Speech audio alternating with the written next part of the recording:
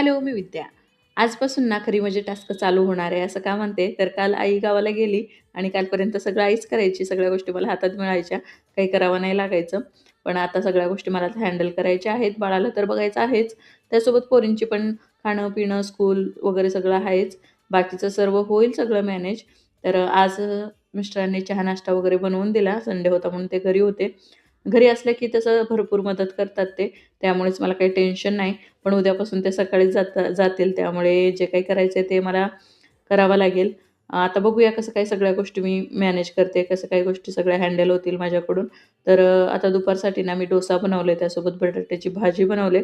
डोसाचं batter पण ना आईने बनवून ठेवलं होतं फ्रिजमध्ये. भरपूर तयारी करून ठेवून गेली आई आणि आज माझं एक पार्सल पण आलं होतं माझ्यासाठी. मी ह्या फीडिंग कुर्त्या मागवल्या होत्या. आज बाळाला ना अंघोळ झाल्यावर पहिल्यांदाच मी काजळ लावलं होतं डोळ्यामध्ये. तर अजिबात चांगलं दिसत नव्हतं. तर बाळाला ना डोळ्यात काजळ लावलं पाहिजे का नाही सांगा मला. मला माझ्या आत्या म्हणजेच माझ्या सासूबाई म्हणतात, की डोळ्यात काजळ नाही घातलं की डोळ्यातून हवा लागल्यावर पाणी वगैरे येतं. तर खरंच असं असतं का?